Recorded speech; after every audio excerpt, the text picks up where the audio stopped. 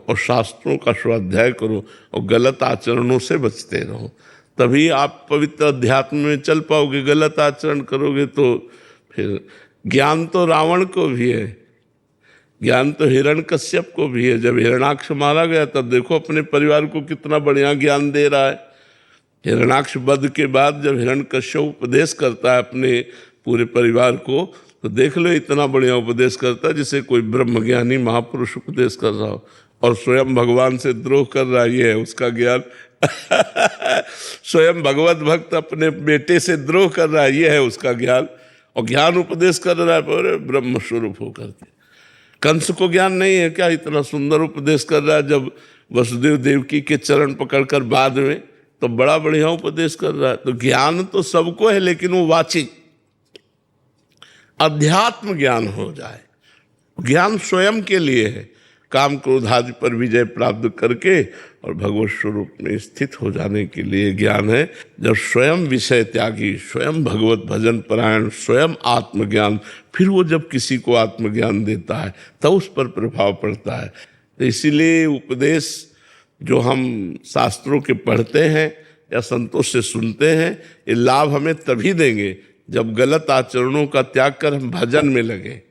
अगर भजन नहीं, गलत आचरण और बोले हम सत्संगी हैं, तो फिर वो सत्संगी नहीं। वो एक सेठ जी रोज सत्संग में जाते थे 20 साल से, नियम था सत्संग का।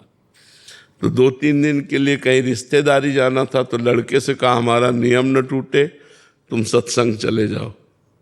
तो लड़का सत्संग में गया तो सुना कि यदि गाय चर रही हो तो उसे डंडा मार के भगाओ मत, यदि गाय कुछ खा रही हो तो आप उसे पीटिए मत, भगवान उसे कई गुना आपको देंगे, क्योंकि गाय धर्म की माता है, धर्म माता है। और उसने बेचारे ने सुना तो वो तीसरे दिन उसका पिता आ रहा था, इतने में एक गाय, परचून की दुकान थी, तो आटा के बोरे में मुंह लगाए तो हाथ जोड़े खड़ा था वो।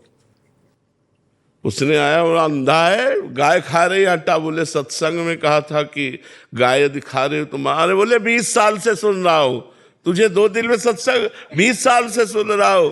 केवल सुनने की बात है, वो उतारने की थोड़ी है, बाल डंडा।